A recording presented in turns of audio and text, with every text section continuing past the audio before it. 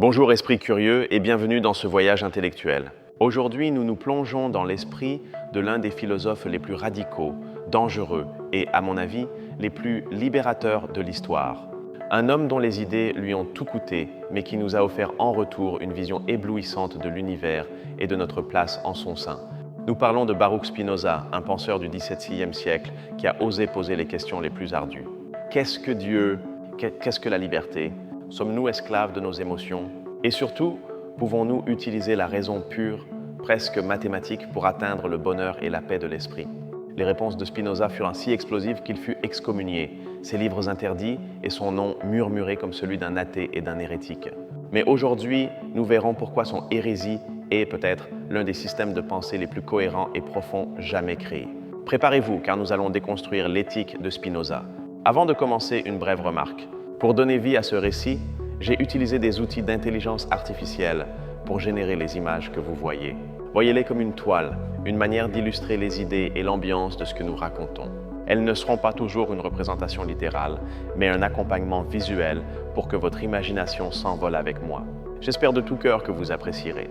Pour comprendre la révolution de Spinoza, nous devons comprendre son monde. Il était né en 632 à Amsterdam, un creuset d'idées et de commerce. Sa famille faisait partie de la communauté juive séfarade qui avait fui l'inquisition espagnole et portugaise. C'étaient des réfugiés qui avaient trouvé une tolérance relative aux Pays-Bas. Spinoza fut un esprit brillant dans sa communauté. Il reçut une éducation rabbinique traditionnelle, mais son esprit inquiet le mena bien au-delà. Il étudia les classiques, la science émergente et, de manière cruciale, la philosophie de René Descartes. Et ce fut Descartes qui lui posa le problème qui allait définir son œuvre.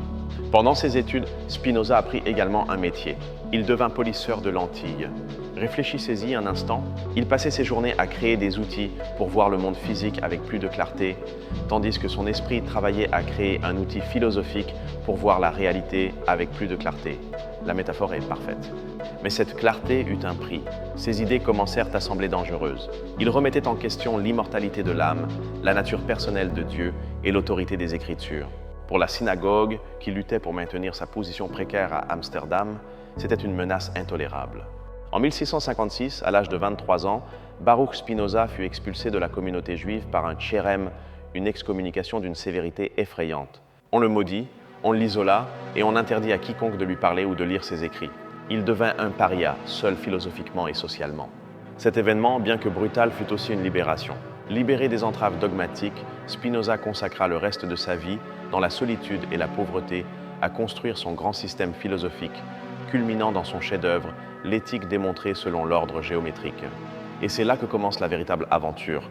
Le premier grand problème que Spinoza attaque est le dualisme de Descartes. Descartes avait divisé la réalité en deux substances fondamentalement différentes. D'un côté, la res cogitans, la chose pensante, l'esprit. De l'autre, la res extensa, la chose étendue, la matière, le corps. Cela créait un problème gigantesque qui tourmentait la philosophie. Si l'esprit et le corps sont deux choses totalement distinctes, comment interagissent-ils? Comment une pensée immatérielle comme « je veux bouger mon bras » peut-elle faire bouger un objet physique, le bras? C'était le problème de la glande pinéale, et Spinoza le considéra comme un échec. Spinoza offre une solution radicale et élégante. Il dit « Descartes a tort, il n'y a pas une de ma substance. Ni 3, ni 10, il n'y en a que une unique substance, infinie et éternelle qui englobe absolument tout. C'est ce qu'on appelle le monisme, la croyance en l'unité fondamentale de tout être. Et qu'est-ce que cette substance? Spinoza la définit avec une rigueur implacable. La substance est ce qui est en soi et se conçoit par soi. C'est-à-dire qu'elle n'a besoin d'aucune autre chose pour exister ou pour être comprise. Elle est la cause de soi, ce qu'il appelle causa sui. Cette substance unique doit être infinie, car s'il y en avait deux, l'une limiterait l'autre, et par conséquent, aucune ne serait véritablement infinie. Elle doit être éternelle, car si elle avait un début ou une fin, quelque chose d'extérieur l'aurait causée ou la détruirait, violant sa définition d'être cause de soi. Et voici la phrase qui fit trembler le monde. Spinoza donne un nom à cette substance unique, infinie et éternelle qui est la totalité de la réalité et la cause de soi. Il l'appelle Deus sive natura, Dieu ou la natura. Les deux mots sont interchangeables. C'est du panthéisme. Ce n'est pas que Dieu a créé le monde comme un artisan, c'est que Dieu est le monde. Dieu est la totalité des lois de la physique, la structure de la matière, le flux de la pensée. Tout ce qui existe d'une galaxie à cette pensée est une partie de Dieu. Imaginez que l'univers est un océan infini. Cet océan est Dieu ou la substance. Les vagues que nous voyons à la surface, les courants, les gouttes d'eau, c'est nous. Nous ne sommes pas séparés de l'océan. Nous sommes l'océan s'exprimant d'une manière particulière et temporaire. Pour Spinoza, le Dieu de la Bible, un roi barbu qui juge, se met en colère et lance des commandements, était une projection humaine, une superstition née de la peur. Le véritable Dieu est impersonnel. C'est le système d'exploitation éternel et immuable du cosmos. C'est la raison même de l'univers. Maintenant, comment cette substance unique se rapporte-t-elle à la variété du monde que nous voyons? Spinoza introduit deux concepts clés, les attributs et les modes. La substance étant infinie a une infinité d'attributs ou de manières de s'exprimer. Ce sont ses caractéristiques essentielles. De ces attributs infinis, les êtres humains, en raison de notre limitation, n'en percevons que deux, la pensée, la res cogitans de Descartes, et l'étendue, la res extensa. Ce ne sont pas des substances séparées, ce sont deux faces de la même et unique monnaie, qui est Dieu ou la nature. Cela résout le problème esprit-corps. Votre esprit et votre corps ne sont pas deux choses qui interagissent. Ils sont la même chose vue sous deux perspectives différentes. Votre esprit est l'idée de votre corps, et votre corps est la manifestation physique de votre esprit. Ils sont une unité parallèle, deux attributs de la même substance. Alors, que sommes-nous? Nous sommes des modes. Un mode est une modification particulière de la substance. Nous sommes une vague dans l'océan, une expression finie et temporelle de Dieu. Mon corps est un mode de l'attribut de l'étendue, mon esprit est un mode de l'attribut de la pensée. Tout dans l'univers est un mode. Cette table, cet arbre, la planète Jupiter, votre joie, ma peur, tout est une modification de l'unique substance. Et ici, nous arrivons à la conséquence la plus rude de ce système, le déterminisme. Si Dieu est la nature, et que la nature opère selon des lois éternelles et immuables, comme celles de la physique ou de la logique, alors tout ce qui arrive doit arriver. Il n'y a pas de hasard, pas de miracle. Et préparez-vous, il n'y a pas de libre arbitre. Spinoza affirme que nous croyons être libres uniquement parce que nous sommes conscients de nos actions, mais nous ignorons les causes qui nous déterminent à agir. Nous croyons choisir de prendre un café, mais ce choix a été déterminé par une chaîne causale infinie de chimie cérébrale, d'habitudes passées et de stimuli externes. Cette idée est effrayante pour beaucoup. Si je ne suis pas libre, quel sens à la vie? Quel sens à l'éthique? Et c'est là que Spinoza donne son tournant le plus brillant. Son chef-d'œuvre s'appelle l'éthique, et son objectif n'est pas de nous déprimer, mais de nous montrer un nouveau type de liberté. Et pour nous montrer ce chemin, il utilise la méthode la plus rigoureuse qu'il connaisse, la géométrie. L'éthique est écrite mor geometrico, selon l'ordre géométrique. Ce n'est pas un essai fluide, c'est une liste de définitions, d'axiomes, de propositions, de démonstrations et de corollaires. Comme les éléments d'Euclide. Pourquoi ferait-il cela? Parce que Spinoza croyait que les passions humaines, la moralité et le bonheur n'étaient pas un chaos mystérieux, mais qu'elles suivaient des lois aussi précises que celles qui régissent les triangles et les cercles. Il voulait que sa philosophie soit irréfutable. Il voulait traiter les appétits et les émotions humaines comme s'il s'agissait de lignes, de plans et de corps. Il voulait créer une géométrie des passions. En comprenant les causes de notre tristesse ou de notre haine avec la même clarté qu'un théorème, nous pouvons nous libérer de leur tyrannie. Ainsi, Spinoza commence son système éthique, non pas par des commandements, mais par des définitions. Et la définition la plus importante de toutes est celle du conatus. C'est la pierre angulaire de sa psychologie et de son éthique. C'est un terme latin qui signifie effort ou impulsion. Spinoza affirme que chaque chose en tant qu'elle est en soi s'efforce de persévérer dans son être. Tout dans l'univers, d'une pierre à un être humain, a cette impulsion innée de continuer à exister et d'accroître son pouvoir d'agir. Ce conatus est l'essence même de n'importe quelle chose. Chez les êtres humains, lorsque ce conatus ne se réfère qu'à l'esprit, on l'appelle la volonté. Lorsqu'il se réfère à l'esprit et au corps ensemble, on l'appelle l'appétit. Et lorsque nous sommes conscients de cet appétit, on l'appelle le désir. Le désir est, pour Spinoza, l'essence même de l'être humain. C'est révolutionnaire. Spinoza ne dit pas que le désir est un péché ou quelque chose à réprimer. Le désir est simplement notre nature en action. Nous ne désirons pas quelque chose parce que c'est bon. Au contraire, nous appelons bon ce que nous désirons, ce qui nous semble augmenter notre conatus. Et cela nous mène directement à sa théorie des émotions, ou comme il les appelle, les affects. Pour Spinoza, il n'y a que 3 affects primaires dont tous les autres dérivent. Ce sont le désir, que nous avons déjà vu, la joie et la tristesse. Tout ce que nous ressentons est un mélange de ces 3. La définition est clé. La joie, Laetitia, est le passage d'un être humain d'une perfection moindre à une perfection plus grande. C'est le sentiment qui accompagne une augmentation de notre pouvoir d'agir une augmentation de notre conatus. Pensez à lorsque vous résolvez un problème difficile ou que vous vous sentez en bonne santé. La tristesse, tristitia, par contre, est le passage d'une perfection plus grande à une perfection moindre. C'est le sentiment qui accompagne une diminution de notre pouvoir d'agir, une blessure à notre conatus. C'est le sentiment d'échec, de maladie, de perte. De ces trois, Spinoza déduit géométriquement toutes les autres émotions. L'amour, par exemple, est la joie accompagnée de l'idée d'une cause externe. Nous haïssons quelque chose quand c'est la tristesse accompagnée de l'idée d'une cause externe. L'espérance est une joie inconstante concernant quelque chose de futur. Or, Spinoza divise les affects en deux catégories, affect actif et affect passif. Et c'est la clé de son éthique et de son concept de liberté. C'est ce qu'il appelle la servitude humaine. Nous sommes passifs lorsque nos affects sont causés par des choses extérieures à nous. Nous sommes esclaves, dit Spinoza, lorsque nous réagissons aveuglément aux stimuli. Quelqu'un vous insulte et vous réagissez avec colère. Votre colère est une passion passive parce que sa cause est externe, l'insulte. Et vous ne la comprenez pas entièrement, vous réagissez seulement.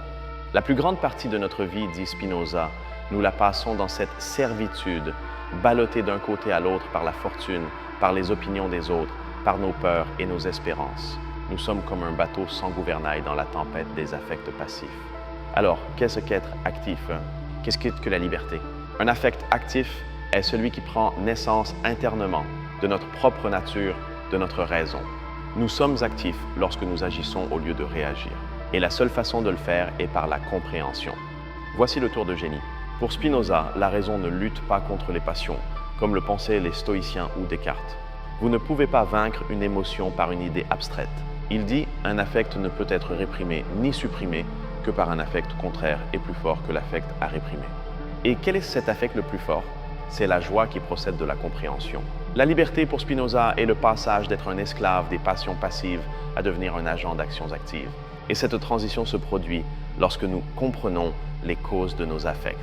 Pour cela, il introduit une autre distinction clé, idée inadéquate versus idée adéquate. Une idée inadéquate est une connaissance confuse, partielle.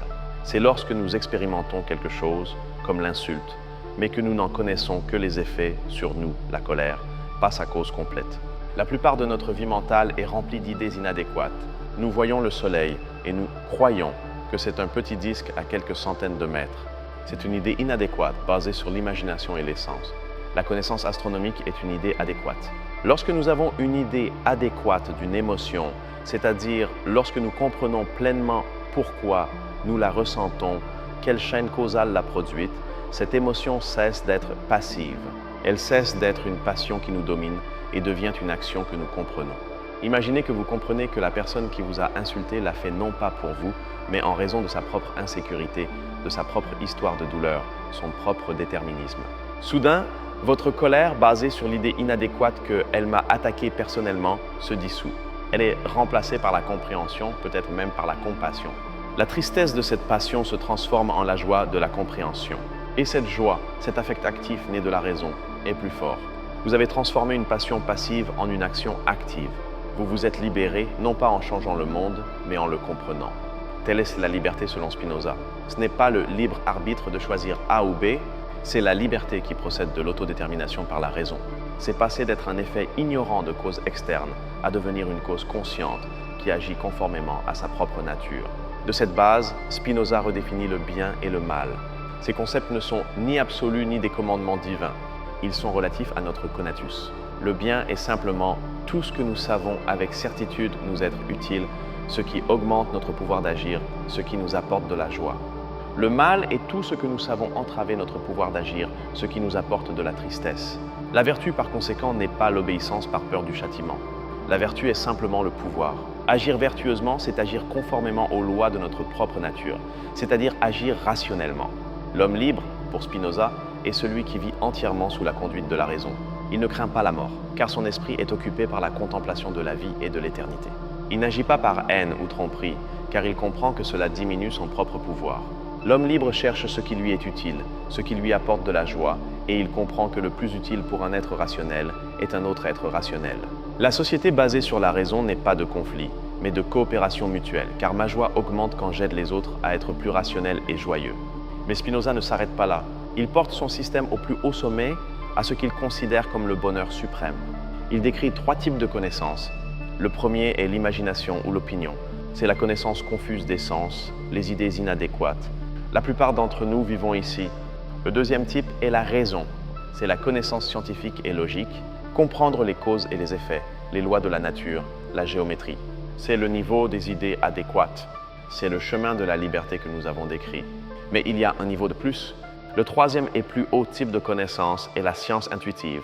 Ce n'est pas une intuition mystique ou vague. C'est une compréhension immédiate et directe de la manière dont chaque chose particulière découle nécessairement de l'essence de Dieu. C'est voir le tout dans la partie. C'est lorsque vous ne faites pas que comprendre que le théorème de Pythagore est vrai, raison, mais que vous voyez sa vérité de manière immédiate et indubitable. C'est saisir l'essence d'une chose, sa place exacte dans l'ordre de la nature d'un seul regard intellectuel. Lorsque nous atteignons ce troisième type de connaissance, nous expérimentons l'affect le plus puissant et le plus actif de tous, la joie la plus élevée possible. Spinoza l'appelle l'amor Dei intellectualis, l'amour intellectuel de Dieu. Analysons cela, c'est de l'amour qui est la joie accompagnée de l'idée d'une cause externe. Quelle est la cause? Dieu ou la nature, la totalité?